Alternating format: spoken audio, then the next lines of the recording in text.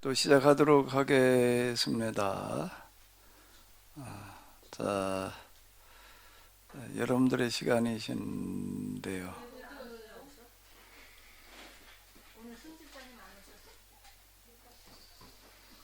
네, 우리 박정환 전도사님 말씀하세요. 그 영성의 체험은 다 주관적이잖아요, 목사님. 예, 주관적이라 목사님이 만나신 그 예수님이라고 하시는 분이 이제 찾아오셨다고 말씀을 하셨는데 어떻게 예수님이신지를 아셨는지 저는 이제 그 부분이 궁금해요. 아, 글쎄 그 부분은 어떤 그 상태에서요 알게 하심이라는 게 있어요.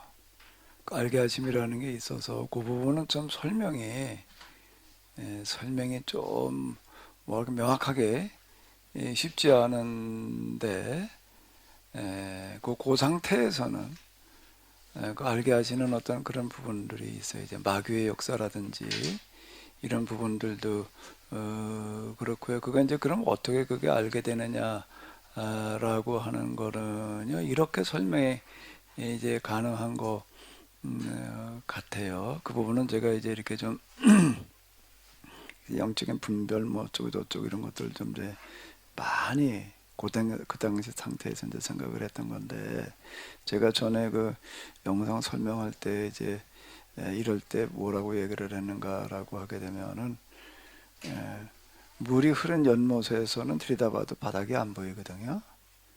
바닥이 안 보여. 야타도 안 보인다고요. 근데 맑은 물은 어떻죠? 깊어도 밑에까지가 보여요. 난 동해바다 처음 갔을 때 이렇게 들여다보니까는요, 한 가슴 정도밖에 안 될 것 같더라고, 들여다볼 때. 그래가지고 들어갔더니, 기가 휙 넘어가더라고요. 거긴 그게 다르더라고요. 난 동해바다를 처음 가봤을 때, 이거 조심해야 되겠다. 어쨌든 너무 투명해도 그냥 이렇게 보이니까, 그냥 얼핏 볼 때 별로 깊지 않은 것처럼 이렇게 보이더라고요. 근데 연못물은, 뭐 얼마 안 돼도 그 바닥이 이렇게 안 보이잖아요. 그럼 요게 물이라고 하는 거는 뭔가라고 하게 되면은 지금 이렇게 혼탁해 있는 이런 상태에서는 전혀 그게 구분이 안 돼요. 그런 부분들. 근데 요게 이제 계속 어떤 영적인 노력과 씨름을 하다가 보게 되면은 그건 쌓이고 쌓여야 되는데 이게 누적이라는 부분이 중요하더라고요. 내가 이제 아까 말씀드린 대로 바닥치기를 해야 된다. 쌓일 만큼 쌓여야 된다라고 하는 거는 아까 말씀드린 대로 정말 제일 힘들고 답답한 게 왔다 갔다 하는 게 힘들고 그게 힘든 게 아닌 거예요.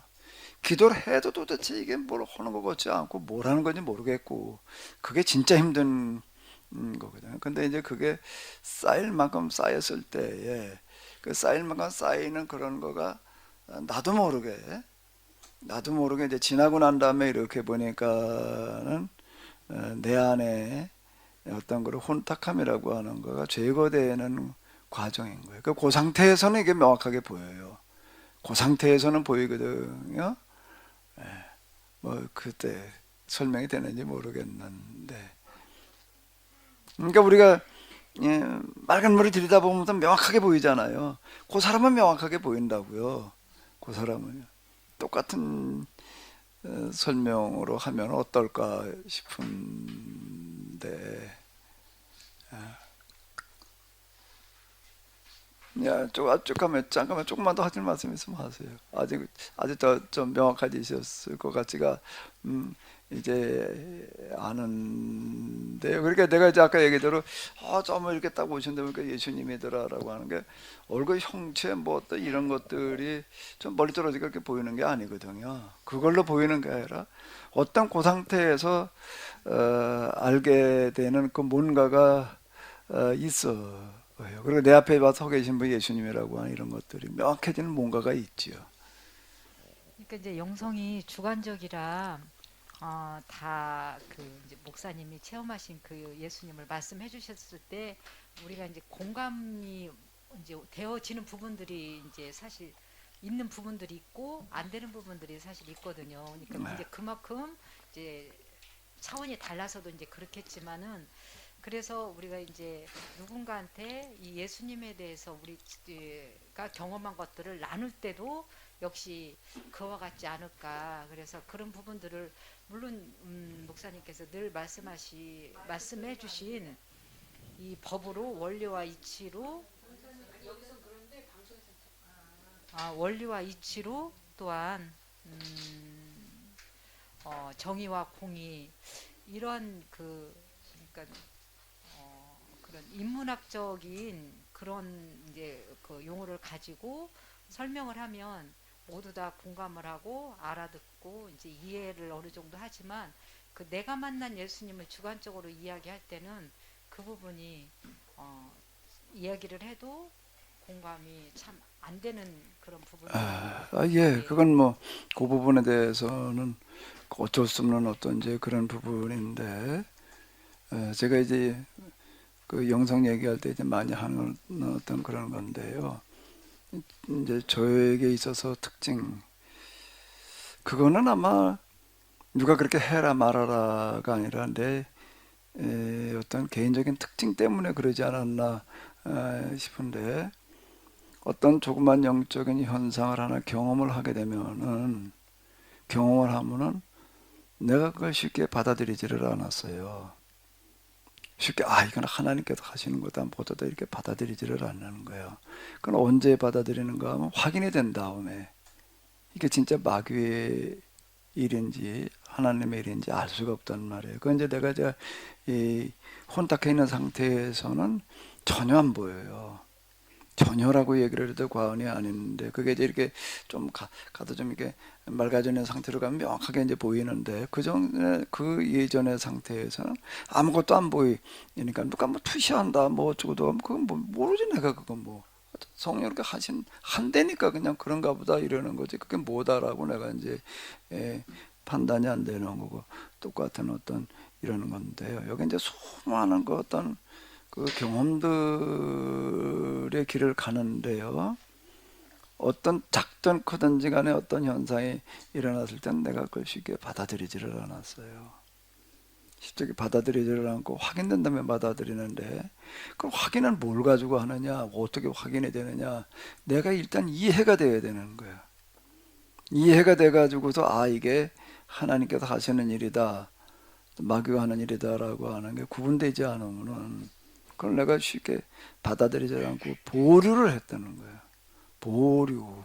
그 확인된 다음에 그 다음 단계로 또 이렇게 가는 거예요. 그것 때문에 내가 여기 영성의 세계로 들어가면서 아마 다른 길로 가지 않고 그래도 이렇게 좀 바른 길로 갈 수 있었을 거예요. 그냥 받아들이는, 이건 무슨 일이 일어나기만 하나님께서 내가 은혜 주셨다, 한번 은사 주셨다 이런 식으로 했더라면은 아마 중간에 가다가 딴 길로 갔을 거예요. 그래서 내가 이제 여기에서 많이 강조하는 거가 뭔가 하면 이해라는 거를, 내가 그렇게 왜 그렇게 이해 이렇게 얘기를 하는가 하면 참 믿음이라고 얘기를 한다고요. 믿음 얘기를 하는데 나는 거꾸로 뒤집어가지고 이해 이렇게 자꾸 얘기를 하는 거는 바로 이런 부분인데, 여기에는 이 마귀의 속임수라는 게 워낙 아주 간교하기 때문에, 이건 뭐 마귀의 속임수에 안 속아 넘어간다는 거는 대단히 어렵다, 불가능하다라고 할 만큼 저도 그 몇 번 넘어가가지고도 내가 왜 자꾸 이제 받아들이질 않았다고 그러는가라고 하게 되면 한두 번 쏘가가지고 내가 엄청 큰 고생을 했거든. 한 번 잘못 넘어가면은 경우에 따라서는 회복 불능이 될 만큼 어려워요. 그 벗어난다라고 하는 거가 엄청 어려워요. 왜 그런가 하면은 그 마귀에게 넘어가는 거는 마치 이런 것 같아요. 밀림에서 이렇게 보게 되면은 그 맹수들 잡는 방법이 여러 가지가 있는데 요즘 물론 뭐 총 뭐 이런 거 가지고 하지만 그거 말고 이렇게 할 때에는 그 위에서 이렇게 떨어뜨리는 그물이라는 거 있더라고요. 그물 있잖아요. 이렇게 탁 씌워놓는 어떤 이런 거. 그 그물 고기 잡을 때도 그렇고 이렇게 보게 되면 그물이라는 데는 한 번 딱 걸린다면 어떻게 돼요?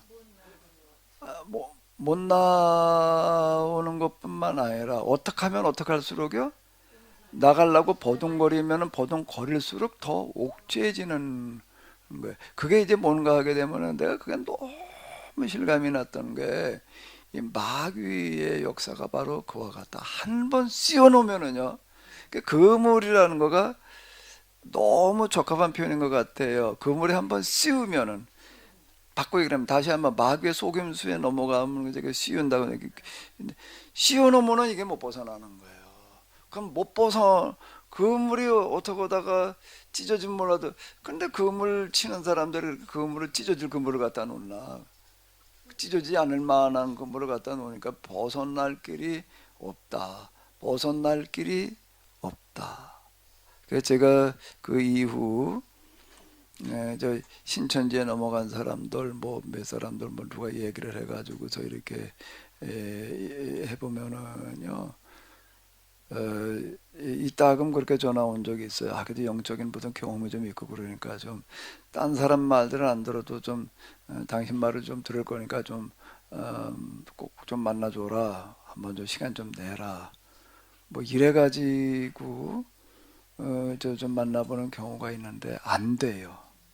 안 되는 거는 안 되는 거는 좀 얘기하다 그 다음에 이 사람 피하고 나를 만나지를 않아. 내가 안 만나려고 그러는 게 아니라 그 사람이 안 만나는 거예요. 그 방법이 없는 거예요. 그것까지 내가 어떻게 해? 그것까지는 어떻게 해볼 방법이 없잖아요. 그게 이제 이렇게 되더라고요. 이 사람들이 만나도 이렇게 봐가지고 영적인 세계에도 어떤 일종의 기싸움이 일어나는데 일종의 기싸움이 일어나는 거예요. 제가 이렇게 쭉 봐가지고서 좀 기가 만만하다라고 얘기를 할 때에는 뭐 갑자기 얘기를 만나서 얘기를 해요. 그러면서 오히려 설득하려고 들어요. 그 저보고 이 사람은 꼭 좀 만나달라고 그런 사람 중에 하나가 뭔가 하면 자기와 가까운 사람이 신천지에 넘어가가지고서 그러고 있으니까는 저 사람을 내가 가서 좀 어떻게 설득해서 데리고 나와야 되겠다라고 얘가 얘기하다 갔다가 넘어간 사람인 거예요. 갔다가 신천지에 걸린 사람을 데리고 나오겠다고 갔다가 거기에 올려 넘어가 가지고서 훨씬 더 신천지가 됐어요. 그, 그 감리교원 누구라고 그래가지고 꼭 좀 이 사람들 만나달라고 그래가지고 이제 내가 뭐 이제 그러고 했는데 이게 이래요. 자기보다 이렇게 쭉 봐가지고서 만만하다 싶으면은요 오히려 설득하려고 달라들고 그때는요. 근데 이렇게 만나봐가지고서 안 되겠다 싶으면 그 다음에는 피해요. 얼마전에만 그러니까 그렇게 해볼 방법이 없어요. 그런 부분들이요. 그 쉬운다는 얘기가 너무 적절한 건데요. 그 이거는 제가 이렇게 얘기를 해요. 교회에서 이렇게 쭉 교인들 신앙생활 하는 걸 보다가 그냥 뭐 예배나 좀 왔다 갔다 하고 그저 그냥 이 정도 하는 사람들은 몰라도 거기 간혹 가다가 아주 열심히 기도하는 사람이 있어요. 열심히 그저 혼자 와서도 기도하고 뭐저 그리고 또 뭐 기도하는데 뭐 무슨 음성을 들었다 뭘 하는 뭐라고 그러는 사람은 그거는 뭔가 하게 되면은 특별 관리의 대상이다. 절대 그냥 두지 마라. 그 사람은 절대 그냥 두지 말고 일단 뭐부터 얘기를 하는가라고 하게 되면은 당신이 기도하다가 뭐 뭘 들어 무슨 소리를 들었든지 간에 무슨 은혜 받았다고 느껴지든지 간에 뭐든지 절대 하나도 숨기지 말고 다 말해라. 근데 이렇게 해야 된다고 내가 이제 목사님들한테 얘기를 하는 거예요. 그거 절대 그냥 두지 마라. 그냥 놔두게 되면은 100%라는 건 좀 심한가? 99.9%는 마귀에게 넘어간다.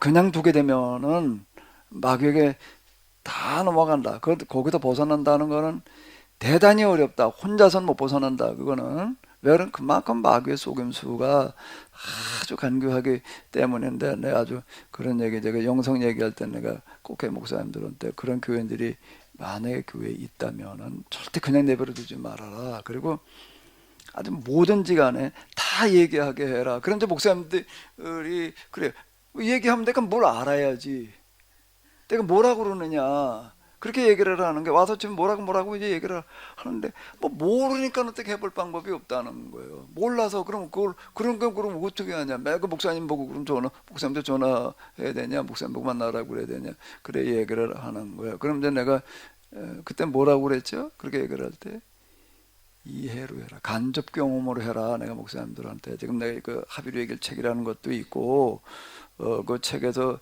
얘기하지 못한 많은 실제적인 부분들을 내가 세미나에서 얘기한 것들이 있어요. 그 1, 2, 3부 얘기한 게 또 한두 번 한 게 아니라 여러 번 한 게 녹화되어 있다고요. 그 어떨 때는 이제 대부분 다 비슷한 얘기인데 또 이제 조금씩 다르게 얘기하는 부분들이 있으니까 그걸 꼭 들여다봐라. 그럼 그게 뭐가 되는가 하면 간접 경험이 일어난다. 간접 경험을 통해 가지고서 그게 어떤지를 이렇게 잘 이해를 하고 대처를 해라. 이제 장로교 기장, 그 강원노회 쪽에 있는 목사님 가운데서 그 연주회가 산림교회라고 있었어요. 이제 그 교회에서 이제 목사님이 이제 초빙을 해가지고 거기서 이제 한동안 이렇게 모인 적이 이제 있었어요. 그 세미나도 오고 뭐 그 아주 자기 교회 와서 하라고 그래가지고서 거기서 이렇게 뭐 점심 제공해주고 하면서 이제 이렇게 그 모임을 가졌는데, 그 이유는 뭔가 하면 그게 그런 교인이 하나가 있다는 거예요. 기도만 하면 뭐 하나님께서 뭐라고 그랬다가든 너 목사한테 가서 얘기를 해라 그래가지고 내가 기도하는데 하나님께서 목사님한테 가서 이렇게 전하라고 얘기를 말씀을 하셔요. 뭐 하나님 얘기하고 싶지 않은데 이제 거의 대부분 이제 이렇게 나갑니다. 예. 근데 하나님께서 말씀하시라고 내가 많이 고민하다가 정말 할 수 없이 내가 하나님 명령 어길 수 없어가지고 와서 얘기를 합니다. 뭐 그럼 이제 그게 이제 거의 뭔가 하면은 이제 책망으로 가요. 기도하지 않는다는 등 뭐 인간적인 목회를 한다, 뭐 이제 이런 경우가 이제 이렇게 많은 거예요. 그러면서 뭐라고 그러는데 그분이 할 말이 없다는 거예요. 아니 뭐 그 사람 기도해가지고서 하나님께서 음성을 이렇게 말씀하신다는데 말에 가만히 듣고 보니까 또 맞는 부분도 많거든요. 자기도 별로 기도하지도 않고 정말 하나님 의지하기보다는 뭐 세속적인 그런 성향도 많고 그렇게 얘기하는데 거기에 안 걸려 넘어갈 사람이 누가 있어? 그렇게 얘기를 해버리게 되면은. 근데 이렇게 시작되어지니까는 할 말이 없다. 그 내가 저 사람한테 기도를 더 많이 하고 영적인 체험을 더 많이 하면 얘기가 되겠는데, 나는 뭐 그 사람만 그렇게 기도 하지도 못하고 기도해도 또 어떨 때 좀 그렇게 이렇게 이런 데 시달리다 보면 또 기도 좀 해보려고 그러는 목사님들이 있어요.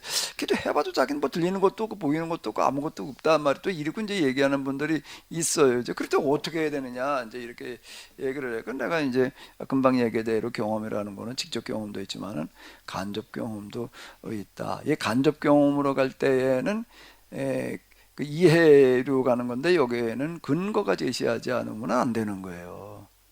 이해를 시키려고 할 때는요, 그거는 그 이해는 뭔가 하면 원리와 이치를 가지고 설명할 수밖에 없어요. 원리와 이치가 아니면 설명이 안 되는 거예요. 이해를 어떻게 시키게? 그 전에 이게 이제 영적인 그런 부분들은 거의 다 뭐라고 얘기를 하는가 하면 이렇게 얘기를 합니다. 여기는 경험해 보지 않으면 모른다. 경험한 사람만 아는 거다. 거의 다 그렇게 말을 해요. 거의 다라고 얘기를 하지 않아도 아마 다 그렇게 얘기를 한다라고 해도 과언이 아닐 만큼, 이건 경험해 보지 않으면 이건 이해가 안 된다 이렇게 말을 하는 거. 그럼 나도 그런 소리 들을 건데 할 말이 없는 거예요. 그치, 경험해 보지 않는데 내가 뭐라고 그래. 근데 난 이제 그걸 완전히 뒤집어 봐가지고서 뭐라고 얘기를 하는가 하면, 영적인 세계는 이해되지 않는 것, 설명할 수 없는 거는 없다라고 할 때 없다라는 말을 딱 지면 거의 없다. 거의자 앞에도 내가 집어넣어요. 그럼 왜 내가 그렇게 얘기를 하는가 하면 뭐 때문에 그렇게 얘기를 한다고요? 영적인 세계를 쭉 경험을 하고 보니까 영적인 세계의 원리와 뭐가 같다는 거죠? 이 물적인 세계의 원리가 같은 원리가 지배를 하더라. 그러니까 설명이 가능하다고 그러는 거예요. 제가 얘기하는 거는요. 그러니까 이걸 가지고서 이제 내가 간접 경험으로 들어가라. 원리와 이치로 이해를 해라. 내가 이렇게 얘기를 하는 거예요. 내가 이제 나에게 일어난 거는 주관적인 경험으로 일어났지만은 그거를 나는 이해가 되지 않으면 안 넘어갔다라는 건 나도 모르게 그렇게 하다 보니까 원리와 이치로 이제 이게 이해가 되기 시작을 해도 아, 영적인 세계의 원리가 이런 거구나. 이게 이제 영적인 세계의 원리라고 하나님께서 가르쳐 주시는 게 아니에요.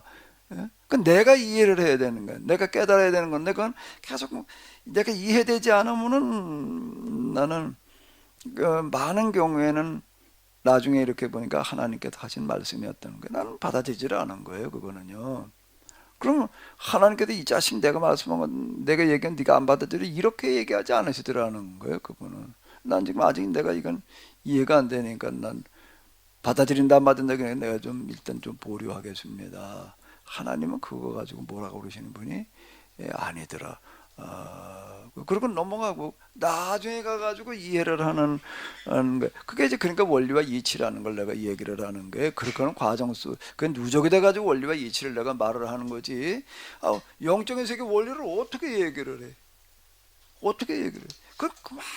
그만큼 묻고 씨름을 하기 때문에 이제 그게 가능해지는 거예요. 그게 간접 세계로다가 내 간접 경험으로다 내가 이제 이렇게 얘기를 해라. 간접 경험으로다 이거 이해를 해라. 그 이제 그분이 아주 대표적인 사람 중에 하나. 그 자기 당장 붙이셔 있으니까 그런 사람들이 열심히 하더라고. 그렇지 않은 사람도 그냥 뭐 그런가 보다 하고 한번 듣고 끝나는데 당장 지금 그것 때문에 시달리고 있는 사람은 이걸 내가 이 사람한테 이걸 또 이번 주에도 와가지고 또 뭐라고 하나님 말씀 들었다고 그럴 텐데 이걸 내가 뭐라고 그래야 되나 맨날 이제 곤에 몰리는 거예요. 이제 그게 또 교인들에게 소문에 나가. 이제 뭐 이러고 이제 이렇게 되니까 이제 거기도 아주 이제 곤란해지는 상황이 좀 놓여 있으니까 이제 이 사람은 이제 발등에 불이 떨어졌잖아요. 그러니까 이제 열심히 하더라고. 뭐 전화도 오고 묻기도 하고 뭐 어쩌고 저쩌고 뭐 이러고 해가지고서 이제 이제 몇 달 하고 나니까 나름대로 정리가 이제 된 거네. 그래서 그 사람은 얘기를 할 때 쉽게 그냥 말 막 꺼내지 마라. 충분히 이해가 된 다음에 준비된 다음에 이제 일단 듣기만 하고 있다가 그러고 만나라. 이제 그래가지고 쭉 이제 몇 달 하고 나가지고서 나름대로 이제 정리가 쭉 이렇게 됐어요. 이렇게 이제 되고 그러다음에 이제 만나서 그다음에 쭉 이제 얘기를 했대. 이게 몇 번 얘기했더니 어떻게 될까요? 그다음 딴 교회로 가더라 안 오고 말없이 그냥 가버리더라. 이제 그때 안 되겠으니까 그게 이제 마귀의 수작이에요. 그게요. 마귀의 어떤 이 수작인데 그렇게 해가지고서 그냥 그게 뭐 해결이 된 거는 아닌데 어쨌든 이제 그러고 나서 뭐가 이렇게 됐다 이렇게 얘기를 하거든요. 그래서 저는 그거를 내 나름대로 이해하느라고 엄청 실험한 거예요. 그러니까 그걸 가지고 내가 원리와 이치를 가지고 얘기를 하는 거예요.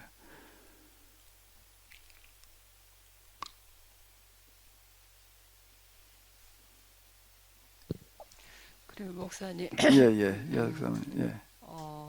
질문. 사실 아니, 여학사님 먼저 시작하셨으니까요. 네. 아유, 뭐 얘기하셔요.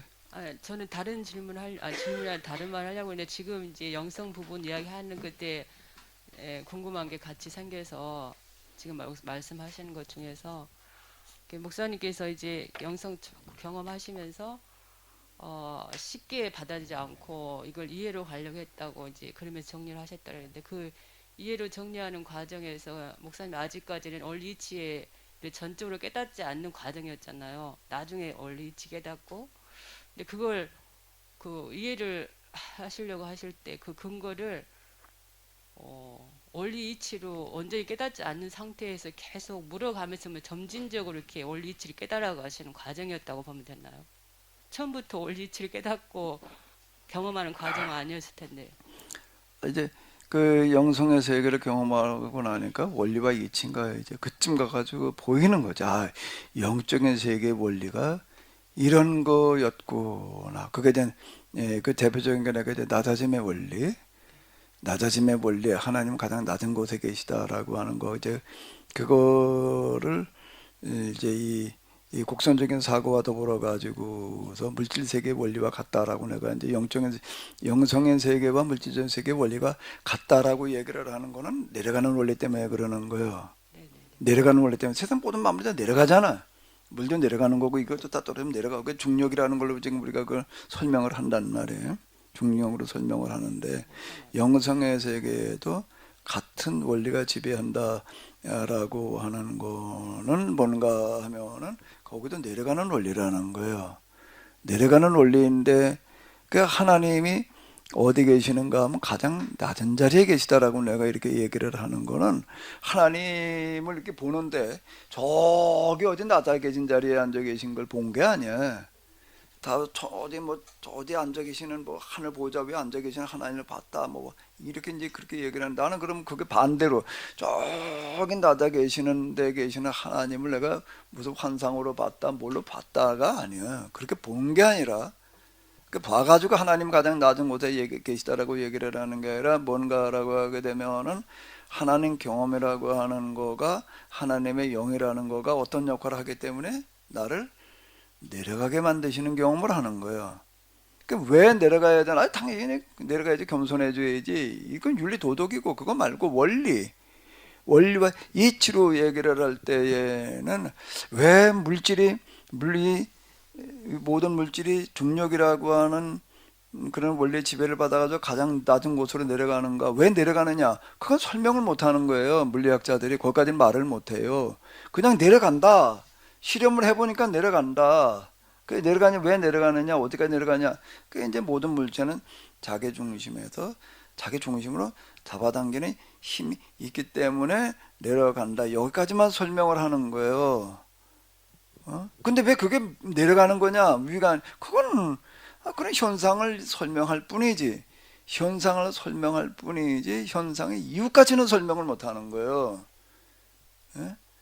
빛이 뭐 빠르게 간다. 가는 현상을 얘기를 하는 걸 뿐이지 빛이 왜 가느냐?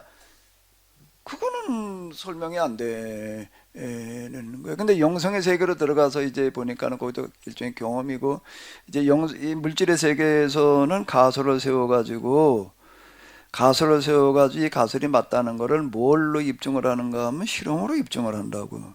실험을 해보니까, 근데 내가 실험을 해봤다. 그럼 네가 실험을 했을 때에도 똑같은 결과가 나와야 되는 거예요. 실험을 했을 때마다 달라지면 안 돼. 실험을 할 때마다 똑같은 결과에 도달을 해야 되는 거고, 누가 실험을 해도 같은 결과가 나와야지 그게 그 다음에 뭐가 되는가 하면 이론이 되는 거예요. 그게 이론이 되는 거란 말이에요. 그럼 이제 영성의 세계에서도 이제 일단 여기 영성의 세계는 뭔가 하면 가설을 세우는 게 아니라 경험이 일어나는 거예요. 경험이 일어나. 그 경험을 그 다음에는 뭘 해야 되는 거예요? 여기서는 실험으로 입증을 한다고요. 실험으로 확인을 한단 말이에요. 내가 경험한 거는 뭘로 입증을 하나? 뭘로 입증을 해야지 돼요. 정신의 세계는, 관념의 세계에서는 뭘로 증명을 하는 거죠? 그거는 논증이라고 그러는 거예요. 논증, 3단 논법 우리가 잘 알잖아요. 논증도 확실한 거예요. 그거는 논증이라는 게 있단 말이에요. 논증은 객관적인 검증을 얘기를 하는 거예요. 그 철학적인 이론이라든지 어떤 이런 추상적인 그런 세계에서는 논증으로 다 그걸 이제 이렇게 정의를 해 나간다고요. 나는 지금 뭘 한 건가 하게 되면은 영성의 세계에서 똑같은 작업을 하는 거야. 논증이라는 거를 그럼 뭘로 여기는 논증을 하느냐라고 할 때에 그러니까 비모순의 법칙 이런 거 얘기를 하는 거. 그건 논증의 아버지는 아리스토텔레스예요.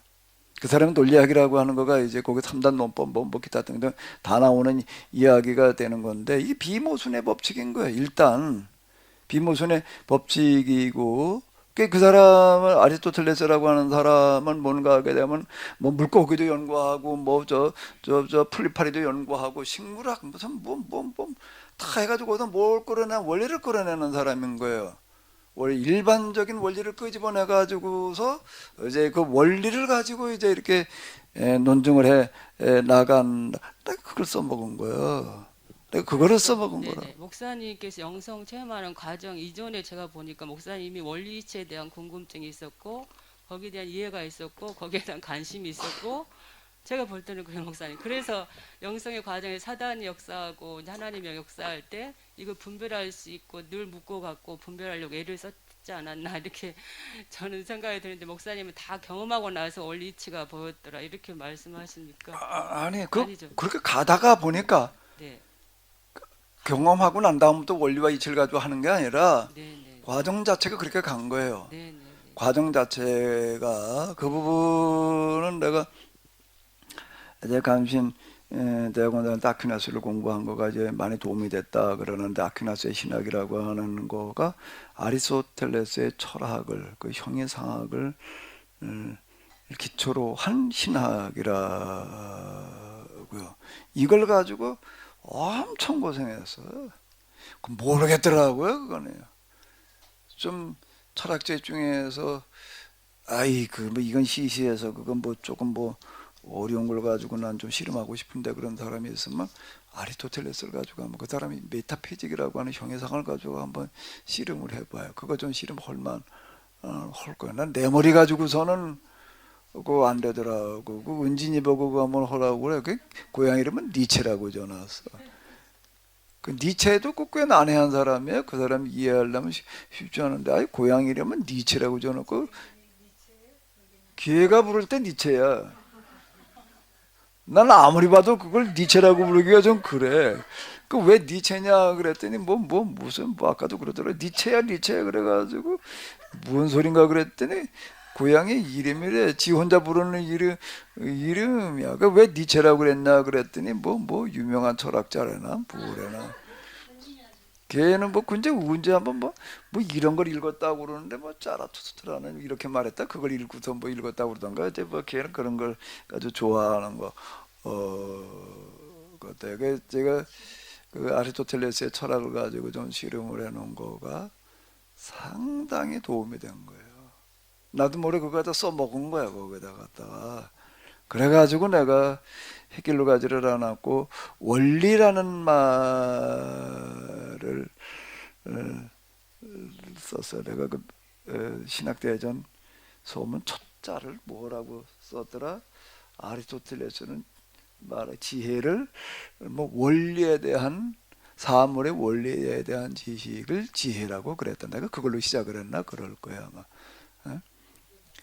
아리스토텔레스가 뭐라 그러는가 하면 지혜란 뭐라고요? 사물의 원리에 대한 지식을 지혜라고 했다. 큰 내가 이제 그런 데 관심이 있었다는 얘기. 그걸 가지고 나는 원리, 뭐 원리를 가지고 이제 좀 씨름을 해서 토마스 아퀴나스의 신학 체계가 도대체 뭘 기초하고 있는가. 이제 그게 이제 아리스토텔레스의 형이상학 그 체계 위에다가 신학 체계를 만들어 놓은 거다. 아 이걸 이제 얘기하려고 씨름을 했는데 내가 엄청 고생을 내 머리 가지고는 딸리더라고. 한번 해보고 싶기는 했는데요. 아, 그래서 내가 원리라는 말을 써요.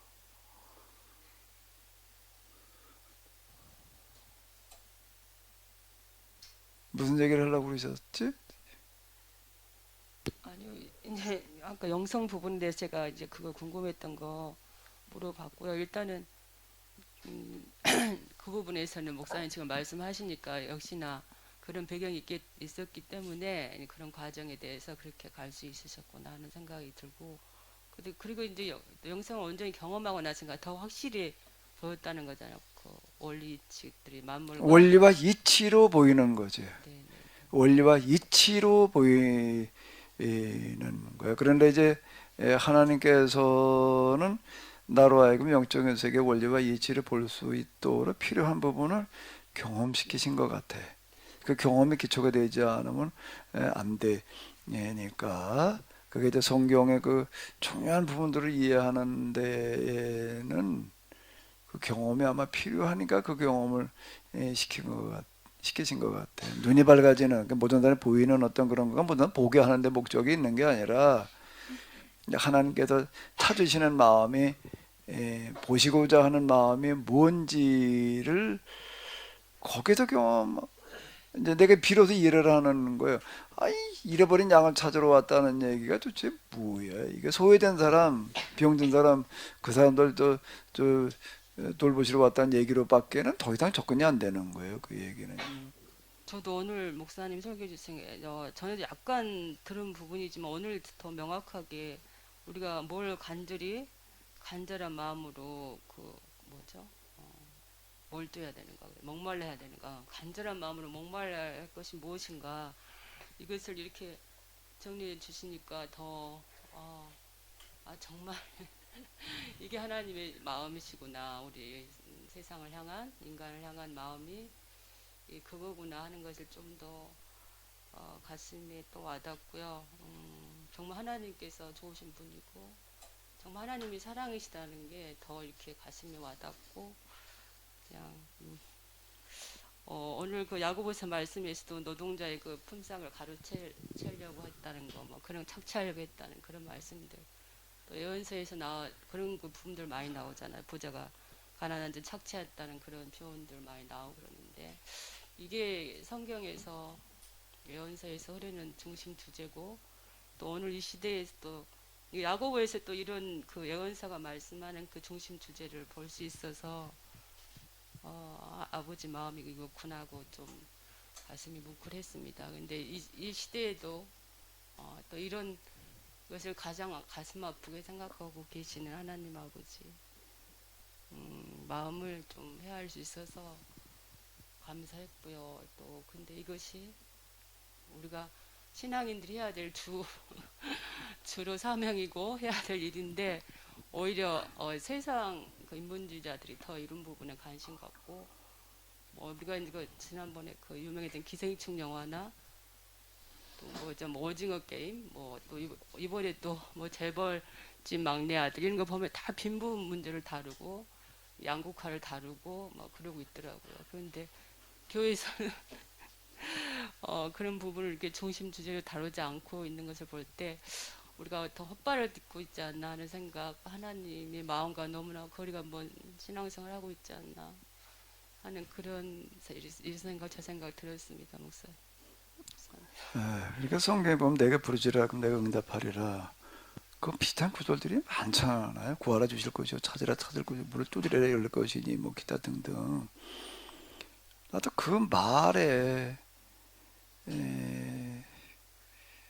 이렇게 써도 되려나, 쏘가가지고 부르짖어가지고 응답받아 보려고 내 나름대로 꽤 시간을 허비했어요. 에너지도 허비하고 그거 안 되더라고. 그럼 뭘 어떻게 돼? 더 아니 된다고 생각해. 믿음이 부족해서, 기도의 양이 부족해서 더 열심히, 더 많이, 더 의심하지 않고 이제 이렇게만 생각을 했던 거야. 그럼 뭐가 빠졌냐면 뭘 부르짖어야 된다는 얘기는 빠졌다는 거야. 이걸 모르고 그냥 덮어놓고 부르짖으면 내가 그냥 이루고 싶은 거 부르짖으면 되는 줄 알고 그냥 이루고 씨름을 했던 거예요. 그러면 되는 줄 알고, 그리고 응답 받아보려고. 근데 또 거기 이렇게 보게 되면은 선한 목적으로 쓰려고라고 하는 게 또 나오잖아요. 근데 나름대로 선하게 생각을 하고 그래도 이걸 한번 이뤄보자고 그러는데 이게 안 되더라고. 몇 번. 내가 내 욕심을 가지고서 뭐 욕심 채워보자고 그때 기도한 거는 아니야. 내 나름대로 금식하면서 뭐 더 정말 해보려고 하는데 안 된 거. 이유를 몰랐던 거예요. 그러니까 하나님 나라와 그 일을 먼저 구하라. 이제 무엇에 목말라 있는 것인지에 대해서 내가 이해를 못했던 거예요. 그걸 내가 오늘 이제 공의와 정의 이런 표현으로 이렇게 얘기를 했는데요. 하나님께서는 어떤 하나님이신가, 뭐 응답할 기도를 찾으시는 하나님이시더라. 나는 하나님 응답 안 하신다고 그래가지고 맨날 왜 응답을 못 받나 말이야. 어떻게 응답을 받나, 내가 믿음이 부족해서 기도가 어째서 이렇게만 생각을 했는데, 기도 자체가 잘못됐다고 생각해 본 적은 없는 거야. 내가 욕심으로 구한 게 아니니까.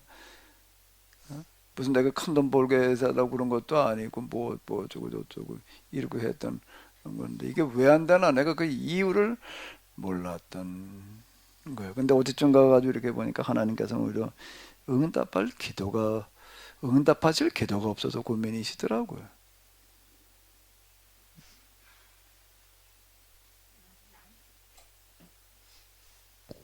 양극화가 이제 시대마다 다 다르잖아요. 지금도 이 시대에 양극화가 심해서 그 양극화로 인해 멸망의 큰 원인이 된다 이렇게 말씀을 하셨는데 지금 이제 고대 사회 같은 경우에는 그때 당시에는 이제 먹고 사는 이러한 양극화가 심한다고 한다면 지금의 양극화는 이제 먹고 사는 문제라기보다는 그 상대적인 거잖아요. 그러니까는 누가 조금 더 잘 살고 누가 좀 낮게 이제 그러니까 그런 삶의 질에 대해서 조금 이제 그 차이가 있는 것을 우리가 양극화로 봐야 하는 건지 지금 희년에서 이야기하는 그런 그 뭐 부동산의 이런 차이라든지 이런 걸 가지고 지금은 양극화로 인해서 멸망의 원인이 되는 건지 그게 지금 이 시대에 정확한 그 양극화의 멸망의 원인이 어떤 것인지가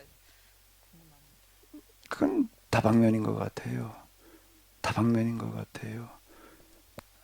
그건 고대나 지금이나 양상은 좀 달라질지 모르지만은 전혀 달라지지 않고 있는 어떤 그런 부분이 있는데 우리나라 여기만 놓고 본다면 이제 먹는 문제, 식량의 문제를 가지고서 뭐 그러지 않는다라고 이렇게 얘기를 할 수 있지만은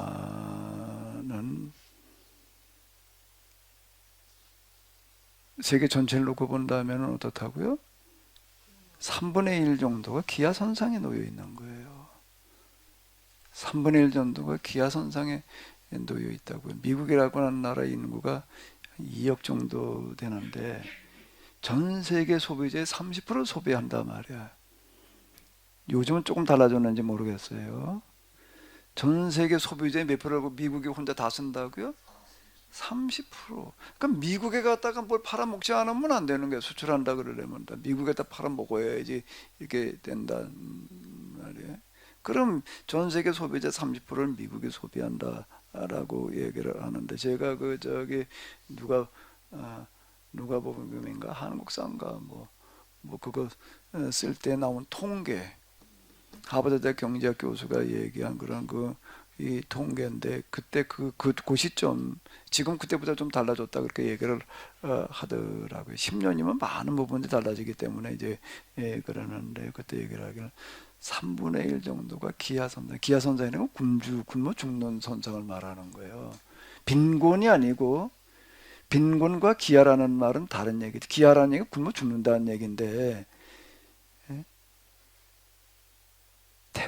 태반이 지금 기아선상에 놓여 있다. 자, 이렇게 얘기를 한다고요. 그럼 인류 역사에 있어서 이보다 더 심한 빈부격차는 글쎄 2억이 3분의 30%를 소비한단 말이에요. 2억이라고 한다면은 전 세계 인구의 몇 분의 1이지? 60억 그러면 몇 분의 1이야 이게 도대체? 2억이면 뭐 몇 분의 1이야 이게? 30분의 1? 근데 30% 써버린단 말이에요. 이런 현상이 빚어지는. 그럼 미국 내에서는 거기는 또 거기대로 또 빈부격차가 지금 심한 건 미국 내는 다 잘 사냐? 또 그것도 아닌 99%라고 하는 그런 얘기가 나오고 뭐 이제 그러니까 미국 거지 이렇게 보여주는 거 보니까 그냥 일본에서도 그렇고 그냥 차 한 대 사가지고서 그냥 거기서 먹고 자고 그냥 그러는 사람들이 그냥 특히 금융위기 이후에 집을 잃어버리고 그냥 그런 사람들이 수두룩했거든. 일본도 지금 그렇다고 그러더라고요. 일본도 그런 사람이 수두룩하단 말이야. 그냥 차 한 대 가지고 거기다 그냥 어리저 갖다 공영주차장 같은 데 세워놓고 그냥 그러고 거기서 사는 거예요. 그냥. 그런다 수두룩하다. 지금 영국은 영국대로 또 밥을 못 먹는 사람이 그렇게 많다는 거야 또 지금. 그게 점점점 늘어난단 말이야. 이렇게 그러니까 그래도 좀 잘 산다는 나라는 잘 산다는 나라 내에서도 빈부격차가 심화되어져 있고 전 세계적으로도 그렇고 어디만 그런 거는 아닌 것 같아요. 잘 사는 나라 안에서는 상대적인 뭐 이제 이렇게 얘기를 할 수가 있고 전체적으로 놓고 본다면은 이제 굶주림에 기아선생에 놓여 있는 경우들이 그렇게 많은 거고 다방면에서 나타나는 어떤 그런 현상인 것 같아요. 지금 이제 과학자들은 기후변화 무슨 뭐 생태계 어쩌고 저쩌고를 가지고 지금 이제 종말을 인류의 종말을 가지고 지금 운운하는데 성경에서 예언자들은 뭘 가지고 종말을 얘기하는가 하게 되면은 경제적인 그런 빈부격차가 심화되어지게 되면은 그게 곧 이제 파국에 다가온 징조다라고 이렇게 얘기를 하고 있다. 이건 종교적인 조건에서만 얘기할 수 있는 거예요. 과학자들은 이거 가지고 얘기를 할 수가 없는 거지. 빈부격차가 심해가지고 인류 종말이 온다. 그걸 뭘 가지고 얘기를 할 거야.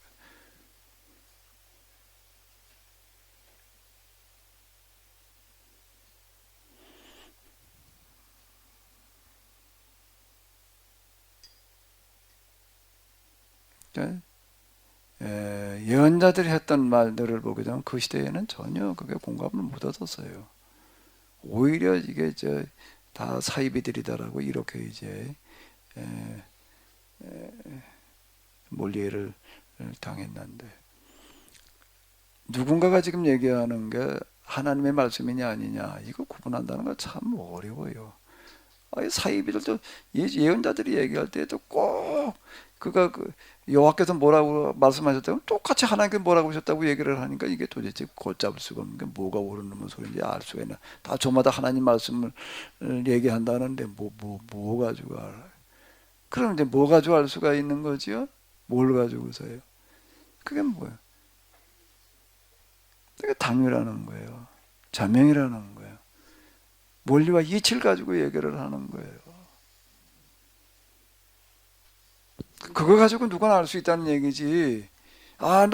이게 핑계 될 수가 없다는 얘기예요. 사도 바울이 얘기를 하는 거예요. 하나님을 알 만한 게 이미 다 누구에게나 자연만물에 드러나 있는데, 그리고 율법이라고 하는 게 이미 그 마음속에도 주어져 있는, 밖에서는 자연 만물에 하나님을 알 만한 게 들어있고 자기 내면에는 율법이라는 게, 양심이라는 게 주어져 있는데 어느 누구도 하나님 앞에서 핑계할 수 있는 자가 없다. 나는 누구는 이게 하나님의 말씀이라고 저 사람은 저게 하나님, 내가 그걸 어떻게 아냐 말이에요. 어디 가보니까 어떤 목사님이 이렇게 얘기하고 저 목사님 저렇게 얘기를 하는데 그걸 우리가 어떻게 아냐. 그럼 핑계 댈 수가 없다는 거예요. 왜? 자연 만물에 하나님 알 만한 게 들어있고 내 마음에 뭐가 들어있고 양심이 들어있는데 난 몰라서 그랬다라고 하는 거는 그건 용납이 안 된다. 사도 바울이 그렇게 얘기를 한다. 난 그 얘기가 맞는 얘기인 것 같아. 근데 예언자들은 그렇게 얘기를 하는 거야. 하늘이여 들으라, 땅이여 들으라. 그 뭔가 원리와 이치를 가지고 타당성을 가지고 얘기를 하는 거예요.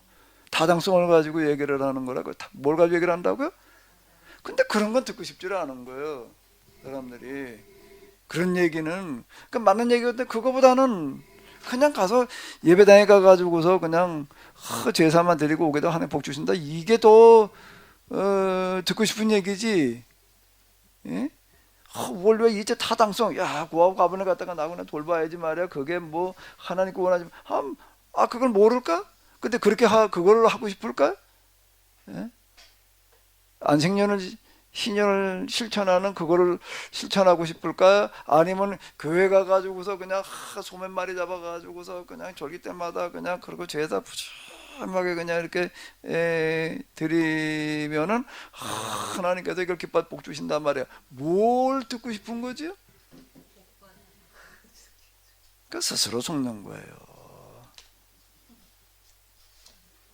오늘 우리도 똑같아.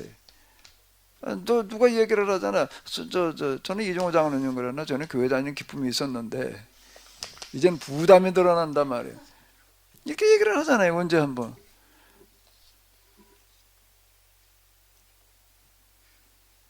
저희가 지금 그 주일 저녁에 성경 공부반이 따로 있어요. 그러니까 주호중 목사님과 같이. 근데 거기 이제 새로 입문하신 세 사람이 있거든요. 이제 그 주기도문 하다가 이 경제 문제가 나온 거예요. 경제 문제 이제 구원과 연관시키는 이제 내용이 나오니까 너무 놀라가지고 막 머리가 아프다고 어떻게 이걸 경제 문제를 구원과 연결을 시켜서 이야기할 수 있냐고 막 놀래가지고 어질어질 하시는 분 계셔요. 그래서 이제 하나하나 이제 이해시켜가는 과정에 있는데 진짜 그거 원리치로 설명해야 되고 세상 그러니까 원리치가 뭐냐가 또 이해하는 과정이 또 필요해요. 제가 볼 때 목사님 저도 마찬가지였고 목사님 원리치를 수없이 말씀하신 원리치가 뭐야 자명성이 뭐야 이걸 또 이해하는 과정이 또 필요하더라고요 목사님. 근데 지금 말씀하시는 것처럼 누구나 다 할 수 있는 거 우리 양심업이 좋고 자연에서 말하는 거고 세상 사람들 또 다 말하는 세상 사람도 양심이 있는 사람들 그래서 인문학자들이 보니까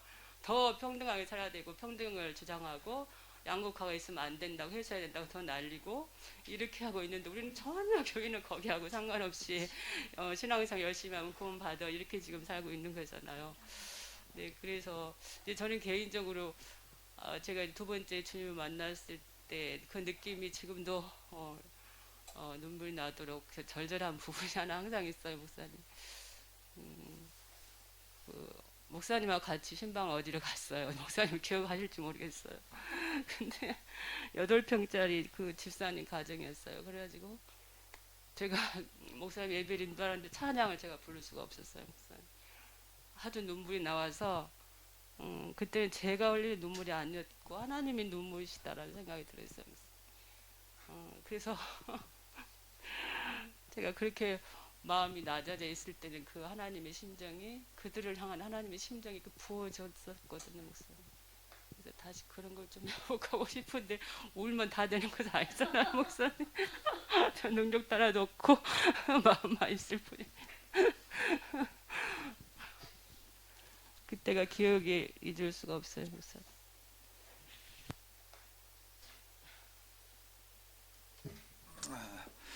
예, 우리 저 김순수 장로님, 이거 오래 기다리셨는데요.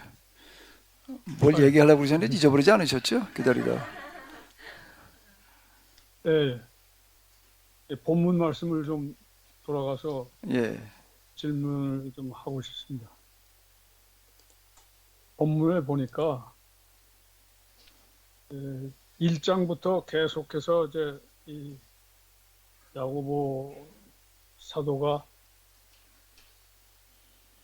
형제들이여 하고 또 그다음에 중간에 가면 또 사랑하는 형제들이여라고 사랑한다고 하는 말까지도 붙이면서 계속 형제들에게 얘기를 하거든요.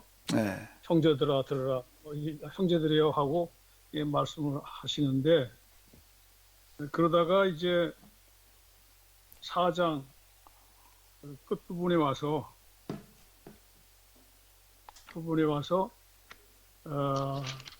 형제들이 아니고 갑자기 그 이익을 탐하는 자들이요 하고 이렇게 또 지칭을 합니다. 예, 예, 그렇죠. 예, 예. 그 지지난주에 설교하신 말 내용인 걸로 알고 있는데 이익을 탐하는 자들이요 하고 이렇게 또 별도로 형제들이 아니고 이익을 보리라 장사의 하는. 이익을 보려 하는 자들하고 이렇게 예, 별도로 그 자들이라고 하는 그리고 그 앞에 13절 앞에 보면 들으라 하고 하는 말이 또 들어가요. 네, 다른 그 내용으로는 들으라는 말이 없습니다.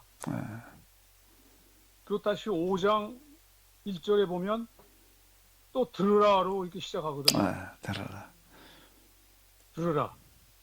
그리고 부자들이요, 부한자들이요 라고 이렇게 그 자들이라는 말을 따로 그 부한자들, 아까 이익을 탐하는 자들, 이 두 종류의 사람들에게는 특별히 들으라는 말을 이렇게 붙였는 것 같아요. 네네네. 그리고 다시 또 돌아가면 끝부분에 오면 전부 다시 또 형제들로 돌아갑니다. 네. 그런 거 보면은 아마 이 내용을 연이어서 물론 이게 편집을 한 것 같지만 연이어서 이렇게 편지를 보낸 것은 아니고 이게 편집을 따로 하는 과정에서 이렇게 이 내용이 따로 들어간 것이 아닌가. 그러니까 우리 형제들에게 얘기한 내용이 아니고 듣지 않고 있던 부한자들, 그 이익을 탐하려고 했던 그런 자들, 그런 게 공동체 안에 있는 사람들일 수도 있고 아닐 수도 있고 어쨌든 저는 이 공동체 안에 있는 사람들은 다 형제들이라고 이렇게 그러니까 7절에서 보면 벌써 또 형제들아 이렇게 나오거든요. 근데 그런 그 부한자들아 이게 이런 말을 굳이 할 필요 없지 않습니까? 어? 특히 뭐 부한 것을 탐하려고 하는 자들이라면 그런 생각을 갖고 있는 자들아 아니 그런 생각을 갖고 있다면 안 된다고 이렇게 말씀하셨을 텐데 따로 부한자들아 또 뭐 이익을 탐하는 자들아 이렇게 별도로 지칭을 하고 있는 걸 보면은 이게 별도의 내용이 아닌가 다른 그 공동체 안에 있는 사람들이 아니고 다른 쪽에 있는 사람들에게 말하는 것이 아닌가. 네, 그러니까 그걸 경계하면서 들으라는 말은 결국 그 경고성 발언이지 않겠습니까? 네. 듣지 않았기 때문에 들으라고 강조하는 거니까. 그렇기 때문에 이걸 하나의 그 경고성의 어떤 그런 것으로 예를 들어서 말씀하신 그런 내용인 것 같고 이 말을 들으면 누가복음에 나오는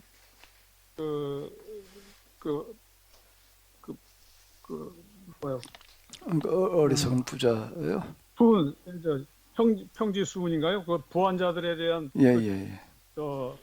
예, 그 말하고 그다음에 16장에 또 나오는 그 부자와 나사로에 대한 그 내용이 이게 같이 이게 연관이 되는 것 같아요. 부자와 나사로 그 예화. 예. 그렇기 때문에 이 부한 자들은 이 공동체 안에 있는 사람들이 아니라 별도의 이 사람들이 아닌가. 예, 예, 예, 예, 예. 그렇게 저는 생각이 들고요. 그래서 그 형제들에게는 이런 그 부한 자들하고는 구별해서 이렇게 말씀을 하신 것이 아닌가. 그렇게 생각이 듭니다. 우리 장로님은 신학자가 되셨어야 될 텐데.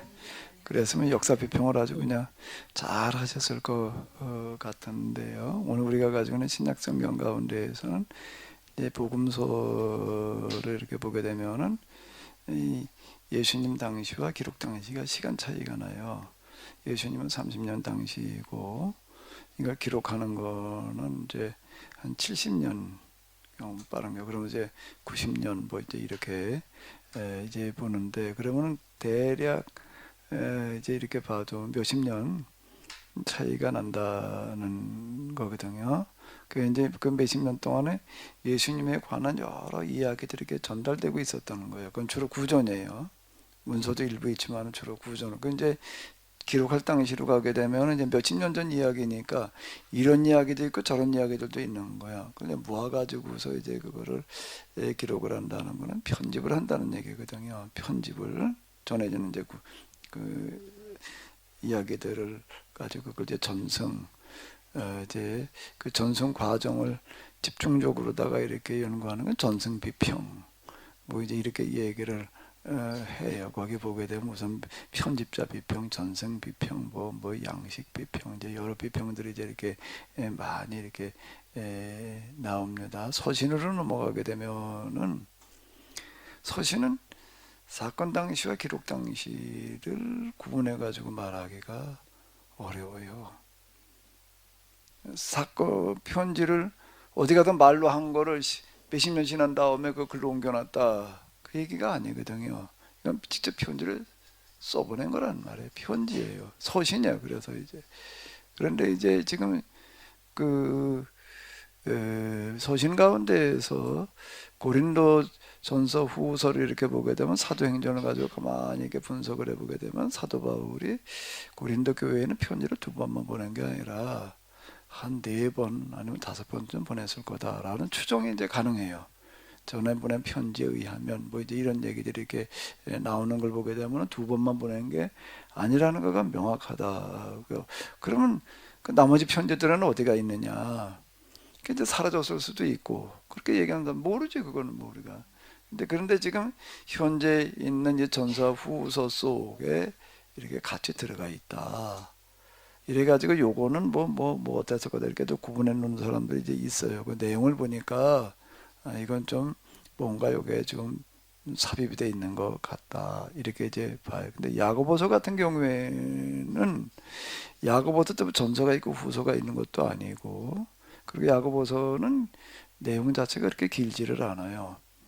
다 해서 지금 이제 5장이잖아요. 긴 편지가 이게 아니라고요. 그 야고보의 어떤 그런 거 생애나 이런 거를 이렇게 놓고 볼 때 이 사람이 또 편지를 몇 번 썼는데 그게 나중에 이제 지금 다 모아가지고 현재 야고보서가 되어 있다. 이렇게 또 얘기하기도 어려워요.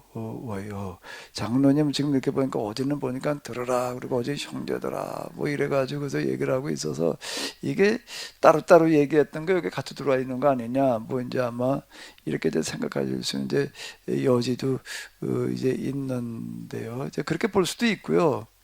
그 이제 야고보한테 물어보면 될 것 같아요. 그 이제 야고보한테 전화해서 그때 그거 어떻게 된 거냐 그러면 야고보가 뭐라고 그럴까? 난 하도 오래돼가지고 기억이 안 난다. 아마 틀림없이 그럴 거예요. 그거 뭐 2000년이나 지났는데 그걸 뭐 2000년 전고 어떻게 다 잊어버렸다 할까 아마 그러지 않을까 싶은데요. 근데 이렇게도 생각할 수 있을 것 같아요. 장로님께서 얘기하신 대로 생각해 볼 수도 있고, 그 어느 거가 더 이제 가능성, 개연성이 있느냐 이제 이걸 가지고 이렇게 봐야지 될 텐데요.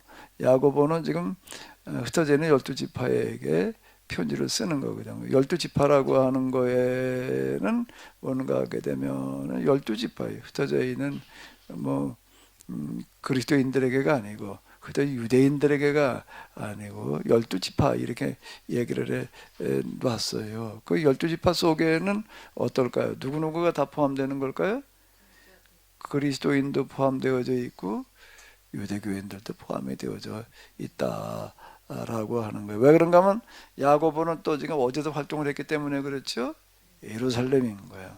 그 예루살렘에는 기독교 야고보가 있을 당시에 예루살렘에는 기독교인들보다는 유대교인들 숫자가 훨씬 더 많았던 그러고 같은 시점이다라고 하는 거고요. 그러니까 지금 여기서 이렇게 보게 되면 야고보가 이제 여기 지금 그리스도인들을 향해서 하는 이야기가 있고 또 누구를 향해서 하는 이야기가 있을까요?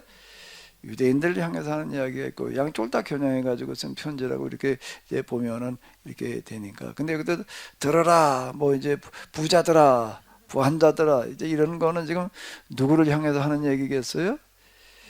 지금 유대인 중에서도 지금 유대교 예루살렘에 있는 부한자들을 염두에 두면서 지금 그들에게 한 이야기다. 지금 파국이 가까이 와 있다. 이제 그렇게 얘기를 하는 게 아닐까. 너희에게 이 말 고생으로 말미암아 울고 통곡해라. 너희의 재물은 썩었고 너희의 옷은 좀 먹었으며 너희의 금과 은 녹에 쓸었으니 이 녹에 너희에게 증거가 되며 불같이 너희의 살을 먹으리라. 너희가 말세에 재물을 쌓았도다. 이런 얘기는 뭔가 하면 이제 곧 파국이 올 판인데 사도 바울도 그렇고 야고보도 그렇고 이 사람들은 이제 유대인들의 파국에 가까이 왔다라고 하는 거를 피부로 느끼고 있었던 사람들인 것 같아요. 야고보서도 야고보의 말년에 받고 얘기를 하는데 뭔가 하면 멸망 직전에 이제 쓰여진 그런 글이다가 보니까 이제 이쪽을 향해서 하는 얘기도 있고 저쪽을 향해서 하는 얘기도 같이 들어 있다고 봐야 되지 않을까. 나머지는 야고보한테 물어보자고요.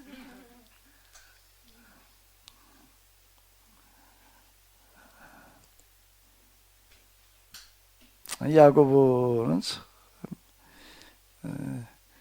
제가 계속 얘기하는 놀라울 만큼 영성의 사람이다.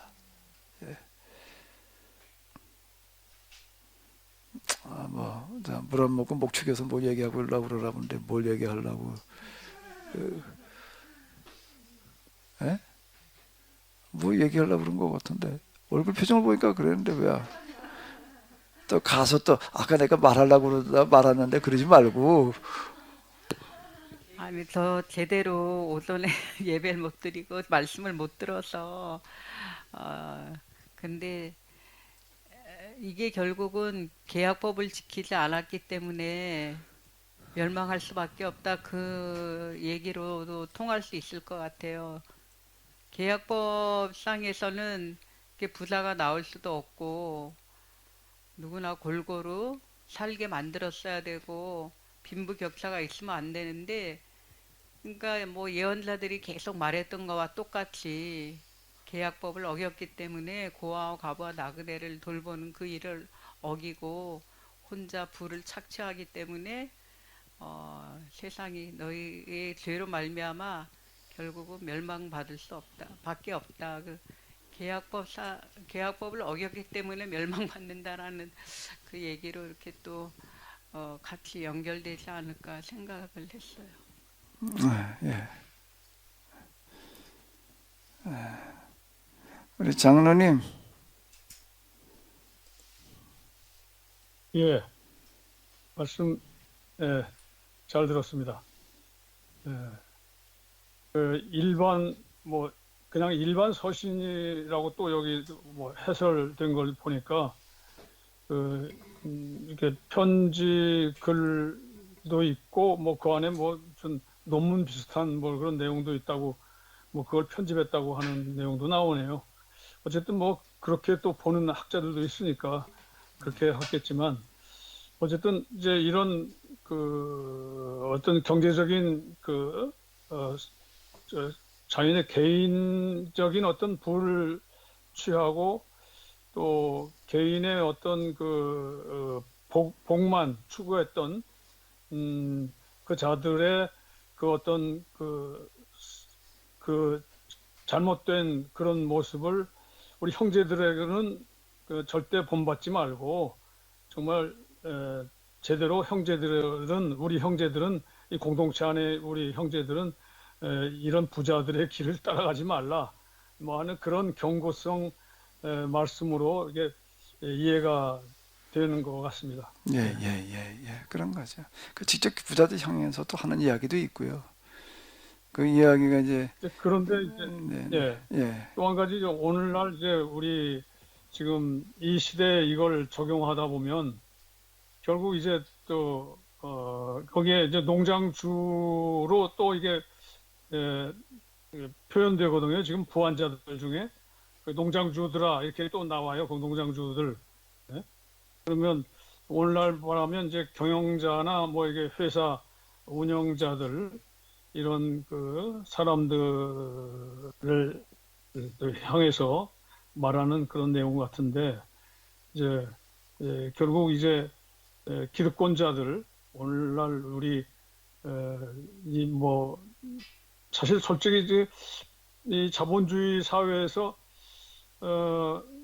어떤 그 재물을 목적으로 하고 이런 기업을 하지 않는 사람이 어디 있겠습니까? 다 그렇게 하는데 결국 이 말씀을 잘못 또 이게 해석하게 되면 여기에서 이제 공산주의가 나올 수도 있는 거고, 그런데 이제 정말 하나님이 함께 하셔서 하나님의 그 나라 안에서 어떤 이런 사상들이 제대로 이해되고 제대로 이게 확산되면 좋을 텐데, 그만 하나님이 없는 뭐 이런 없는 상태에서의 어떤 공산주의라든가 뭐 사회주의 뭐 이런 쪽으로 나가면 그게 문제가 있는 것 같은데, 근데 어쨌든 그런데 지금 자본주의 사회에서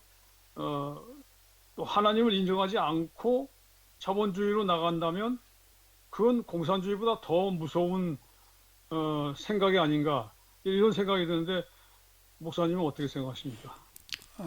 이제 그 경제학에서 얘기하는 거 이렇게 줄을 이렇게 보게 되면은 경제학의 목표는 모든 사람들이 다 골고루 잘 살게 해보자 이거거든요. 그건 경제적으로 잘 살게 해보자. 그게 이제 경제학의 목표다. 그럼 그걸 어떻게 해야 되느냐? 이제 거기에 공산주의 방식은 현재 우리가 가지고 있는 재화를 공평하게 나누자. 여기다 초점을 맞추는 거예요. 공평하게 나누자. 그러면 다 골고루 잘 살 수가 있다. 이제 이렇게 얘기를 하는 거가 공산주의, 사회주의, 이제 사회공산주의가 이제 이런 건데요. 근데 그거를 그냥 말로만 얘기할 때와 실제 실천해 봤을 때에 이제 또 확실해지지 않아요. 말로만 들어보게 되면 참 맞는 얘기예요. 그 공산주의가 등장하던 그런 시점에 이렇게 보게 되면은 엘리트들 가운데 여기에 넘어간 사람들이 참 많아요. 참 맞아. 그렇게 살아야 돼. 똑같이 우리가 골고루 분배를 해야 돼. 분배가 안 되는 게 문제야. 이렇게 생각을 했어요. 이제 그래가지고 이제 공산주의 혁명이라는 게 일어났다면 이게 혁명인 거예요. 이제 혁명은 강제력을 동원하는 거예요. 부자들은 다 갖다 죽이고, 다 갖다 죽이고 이제 가난한 자들끼리 이제 나눠 가졌어요. 나눠 가지고 이제 우리끼리 잘 살아보자. 근데 결국은 어떻게 되는 거죠? 똑같이 나눠 가지고 잘 살아보자가 아니라 똑같이 가난해져 보자가 된 거예요. 똑같이 가난해져 버리는 거예요. 이게. 그러니까 안 됐어요. 이제. 그 공산주의 다 포기했. 이때 공산주의는 없어요. 이제요. 소련도 포기했고 중국도 등소평 이후에 자본주의를 받아들인 거지. 본래 공산주의가 제일 그래도 남아 있는 건 북한 하나다. 이제 이렇게 얘기를 한다. 그건 아직 자본주의를 안 받아들이고 있으니까 이제 자본주의라고 하는 거는 뭐냐라고 하는 거는 경제적인 자유를 보장하는 거야. 국가의 간섭이라는 거를 최소화시키자. 국가 간섭을 해버리게 되면은 공산주의는 뭔가라고 하게 되면 이렇게 되는 거예요. 이번에 뭐 이제 예를 들어서 겨울에 방 하나를 몇 개 만들어라. 지치면 내려와요. 그럼 몇 개 만들어야 되는 거예요. 어떨 때 모자라고 어떨 때 남아. 그걸 수요를 어떻게 알아? 올겨울에 얼마나 줄지를 어떻게 아냐고 이게. 만들어놔. 근데 모든 걸 다 이제 지시하는 대로 이렇게 해버리는 거예요. 그 자본주의라고 하는 거는 뭔가 하면 누가 얼마를 만들어라라는 게 없어요. 보이지 않는 손이 그냥 알아서 조절해 준다. 이제 그 얘기는 뭔 얘기가 되는가 하면 수요가 많아지게 되면은 값이 올라가요. 그럼 그 다음에 어떻게 하나?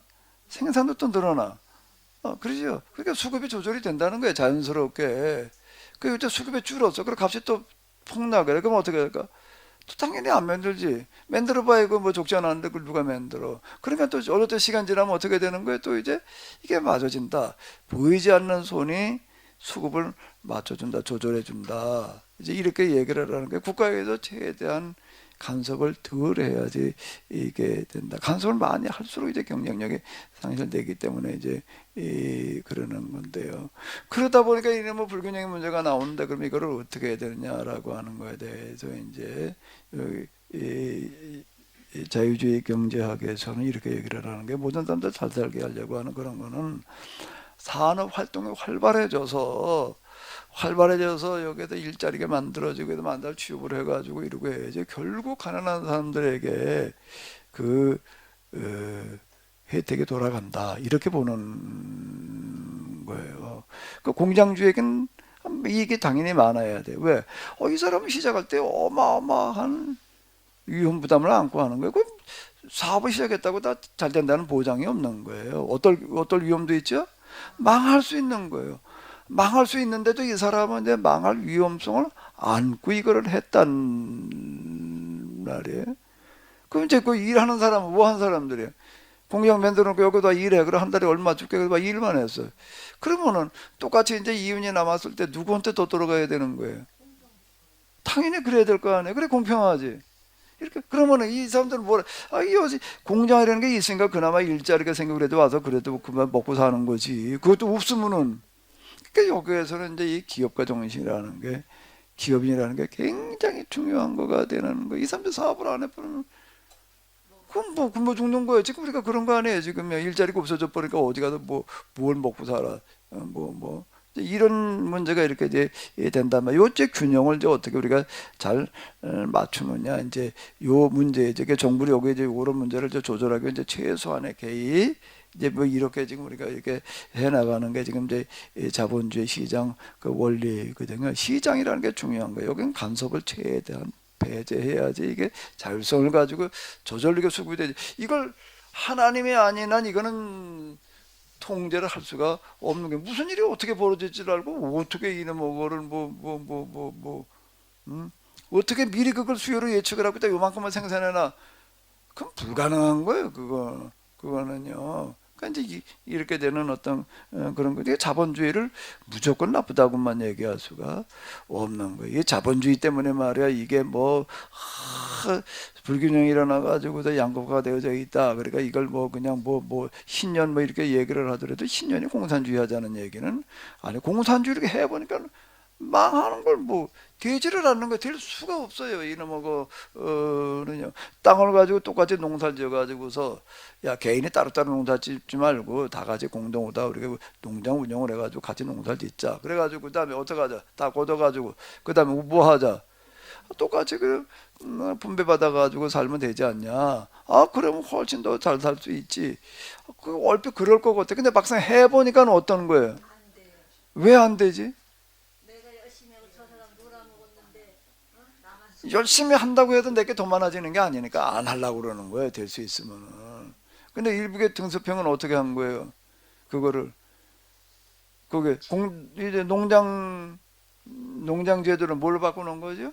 개인에게 땅을 할당해가지고 네가 농사진 건 너가 줘. 이렇게 하니까 생산량이 이게 몇 배가 뛰어 올라가더라. 이게 사람의 속성인 거예요. 이걸 무시해버리고 천사들만 데리고 하면은 공산주의가 될지 사람 데리고서는 안 되는 거예요. 이게. 그러니까 이게 뭐가 나올 수밖에 없는가 하게 되면 자본주의라고 하는 거 우리가 무조건 다 그냥 배제만 하려고 그러면 안 되는 거예요. 사본주의 하려고 사업하려고 그러는 사람이 사업을 뭐 하려고 그래? 이걸 한번 내가 이렇게 좀 돈이 한번 남을 것 같다. 그러니까 달라붙어 하는데 그 위험도 그만큼 큰 거예요. 그게 사람의 속성인 거예요. 그거를 그냥 다 배제해버려 이러면 또 얘기가 안 된다. 우리가 아무리 신앙이라고 하더라도요, 이상적인 걸 해보자고 그러면은 비현실적인 게 얘기가 되는 거거든요. 저는 신년이라고 하는 거가 뭔가라고 하게 되면 그 양자를 잘 결합해 놓고 있다. 어느 정도 선까지는 인정을 하는 거예요. 50년까지는 50년은 2대예요. 2대라고요. 2대. 2대까지는 뭐가 되는가 하게 되면은 땅의 소유가 가능해지는 거예요. 지주가 가능해지는 거예요. 지주가 가능해지는 거예요. 그래서 2대까지는 되는 거라고 50년까지는 되는 거예요. 그때 거기서 뭐도 되는 거죠? 노예제도를 완전히 없애는 게 아닌 거예요. 신년법에서는. 노예제도 자체를 없애는 게 아닌 거예요. 노예제도도 놔두는 거예요. 모두 나누는 거, 축제도 놔두는 거예요. 덮어놓고 재산 모으지 말라는 얘기가 아니야. 그런데 이게 심화되게 되면 어디쯤 가게 되면 임계점이라는 게 나오니까 이렇게 되면 이제 혁명으로 이제 뒤집어질 수 있다고요. 그러면 항상 이제 혁명이 뒤집어진다는 건 완전히 아래가 뒤바뀐다는 얘기가 되는 거죠. 그게 혁명을 얘기를 하는 건데 그럴 위험성을 이제 사회혁명을 막는 최소한의 제도적 안전장치가 뭔가 하게 되면 매 50년마다 무혈혁명을 하자는 거예요. 그래가지고 여기서부터 또 다시 한번 시작하게 해보자. 자, 이제 50년이 됐어요. 50년이 되다가 보니까 50년은 적은 시간이 아니에요. 그죠? 적은 시간이 아니야. 요즘은 사람 수명이 길어졌지만은 평균 수명이 41대 50년은 굉장히 긴 거라고. 10년이 엄청난 결과를 가져올 수 있어요. 우리가 10년 중에 아주 어렵던 사람들 10년만 열심히 일하고 웬만큼 일어서는 어떤 그런 걸 우리가 이제 많이 이렇게. 근데 50년이야. 50년이면은 여기는 상당한 재력가가 가능한 거예요. 상당한 재력가가 가능해요. 예. 상당한 재력 가지고 있다가 이제 그러면 이제 50년이 돼 가지고서 이제 땅도 돌려주고 땅과 집도 돌려주고 그 다음에 이제 집에 있던 사람들도 다 이제 다 돌려 보냈어요. 그리고 이제 다시 시작해. 누가 더 유리할까?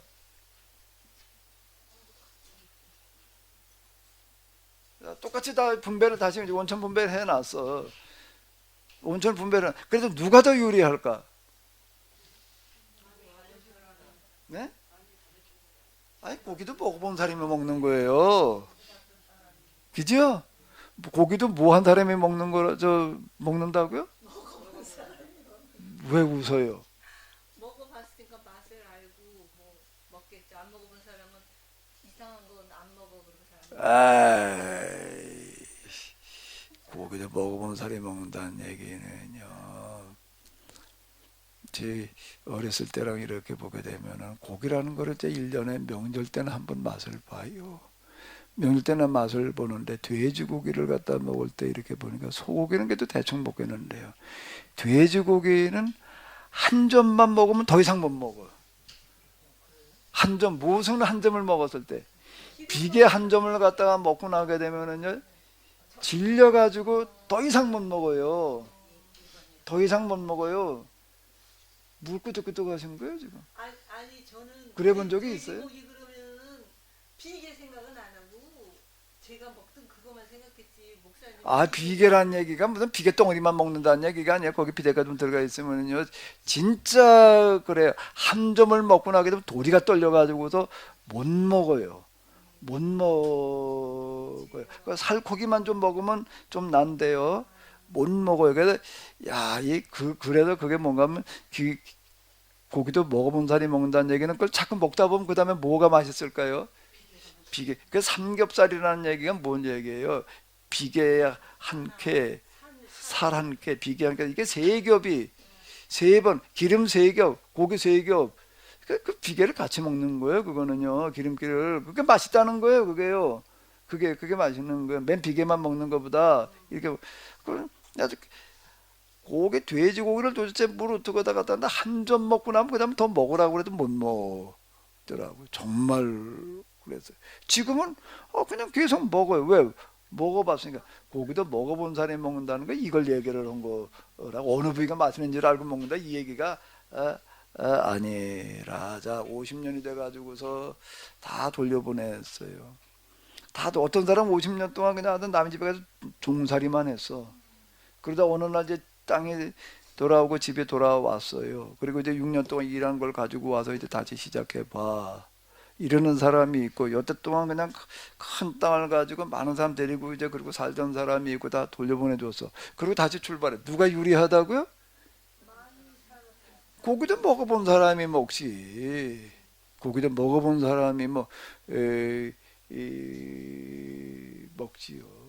많은 경우에 이런 거예요. 많은 경우에 정말 우리가 50년 동안 그냥 이 시대야.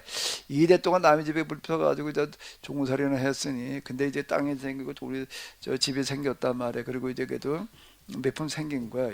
이제 우리 정신 차리고 이제부터 똑바로 해가지고 또 땅 잃어버리고 또 남의 집 노예나 가지 말고 진짜 정신 차리고 똑바로 살아보자. 그러는 사람도 있겠지만 땅이 생겼어.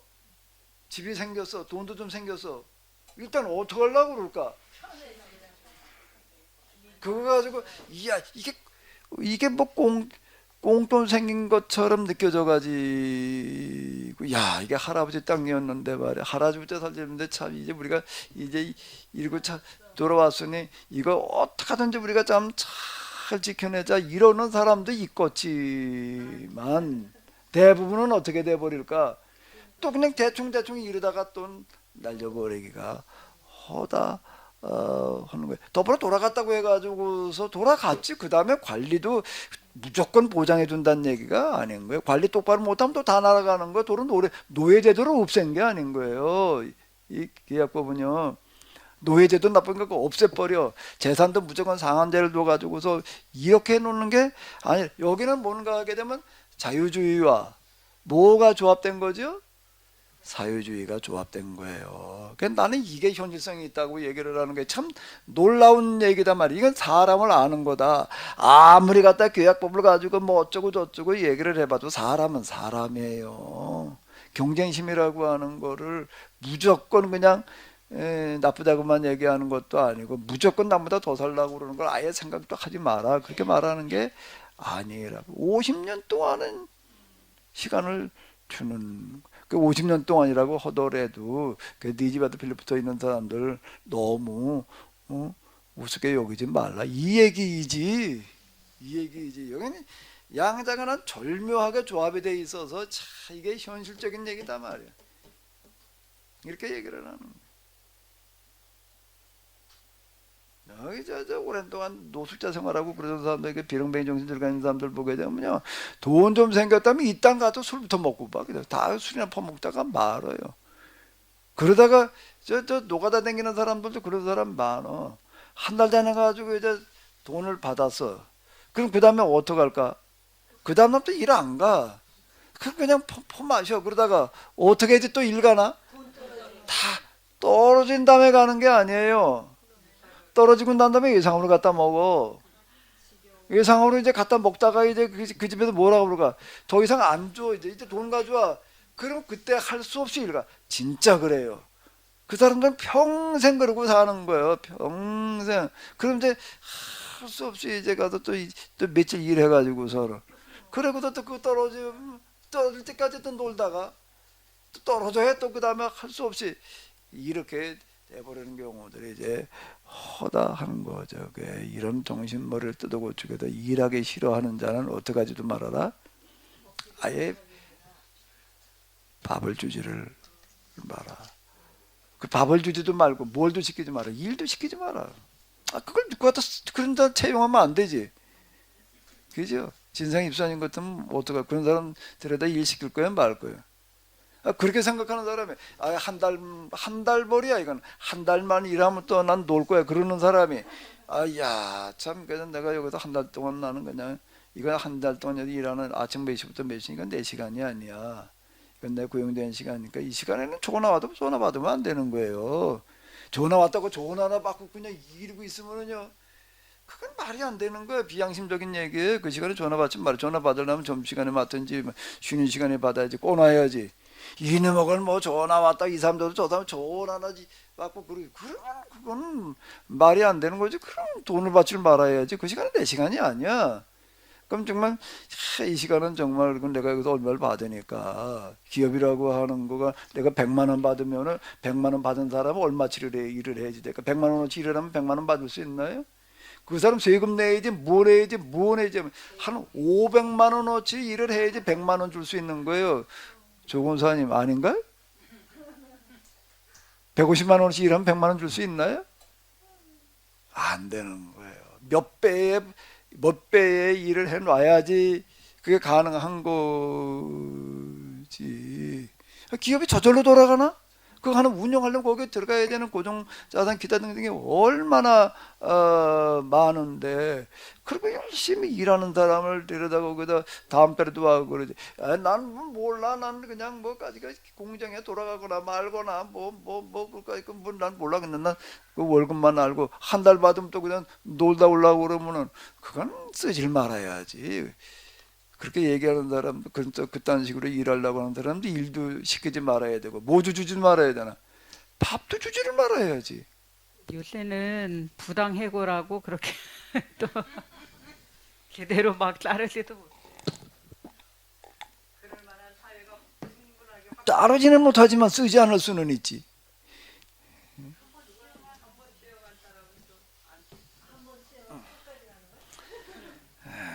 자, 어쨌든 간에 뭐 이제 그게 하도 이제 여기에 노동자들이 당하는 그런 부분은 이제 좀 갑을 뭐 이래 가지고 이제 다 이제 갑의 역할을 좀 축소시키자 그래 가지고 하는 얘기지요.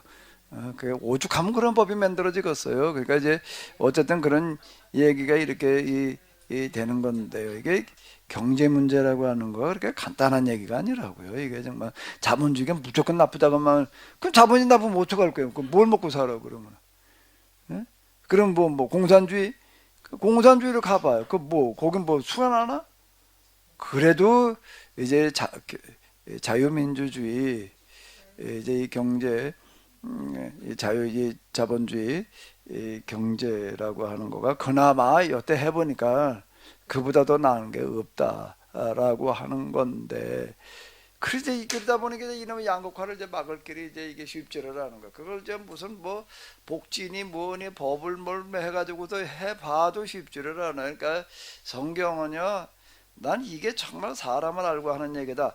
이 경제, 인권을, 법적인 인권을 해결하는 건 간단한데, 경제에서의 균형을 이룬다라고 하는 거는 그건 법만 가지고는 될 수가 없다.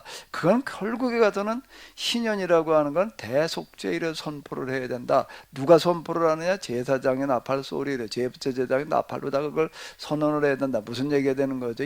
여기는 법 차원 가지고 사회운동 차원 가지고서는 안 된다. 종교적인 차원에서만 해결 가능한 거다. 이게 정확한 얘기인 것 같아요. 종교적인 인간이 됐을 때가 가지고서 종교적인 인간의 사업주가 되고 종교적인 인간의 노동자가 됐을 때가 가지고서 비로소 이런 문제가 해결되어질 수 있는 거지. 사회운동 가지고서 사회운동을 안 해본 게 뭐가 있냐고 지금요. 여태 인류 역사 가운데에서 실험으로 해보지 않은 게 없어요. 이제는 없어요. 공산주의도 해봤는데 근데 공산주의가요. 하나님이 없는 공산주의였거든요. 글쎄, 하나님이 계신 공산주의라면 어떻게 될까요? 하나님이 계신 자본주의 그러면 또 아니, 똑같은 얘기. 그 하나님이 같은 계신 얘기다. 공산주의. 예.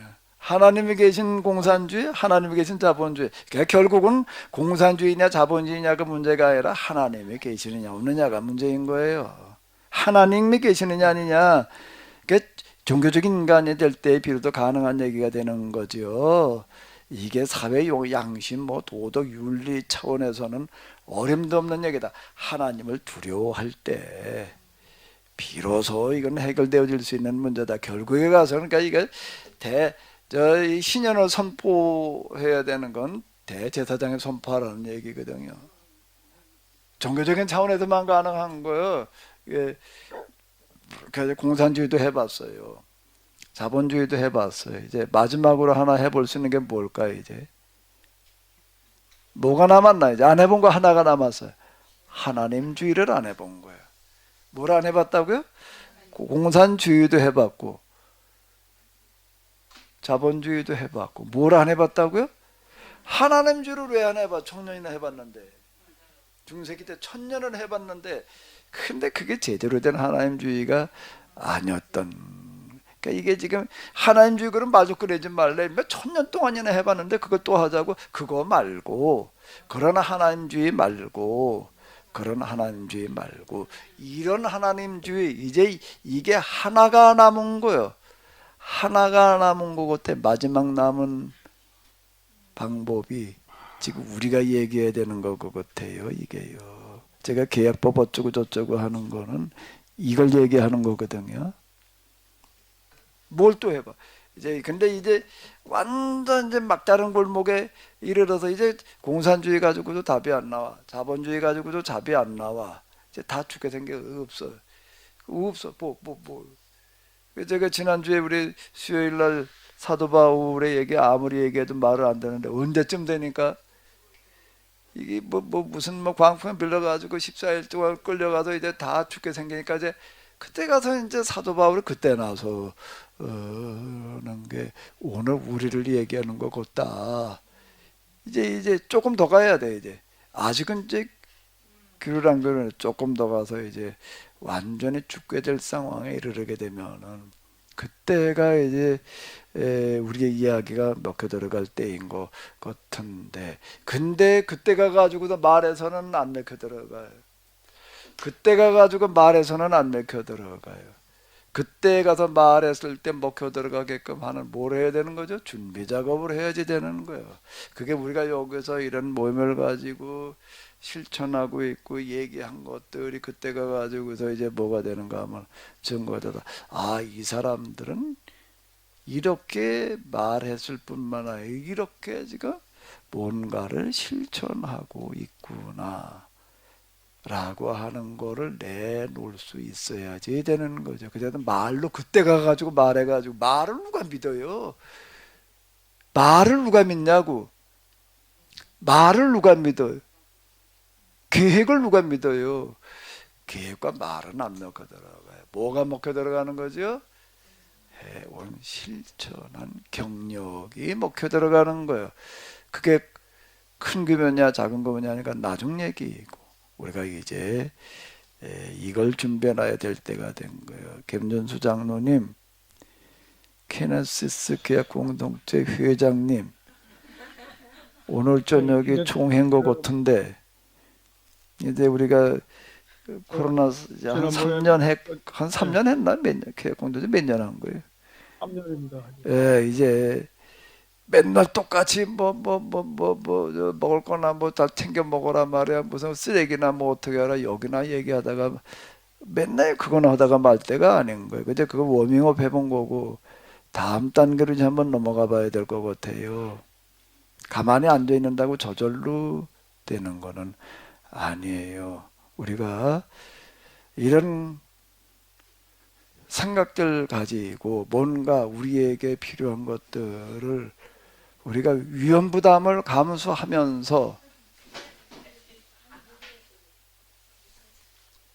아유 힘드시면 아유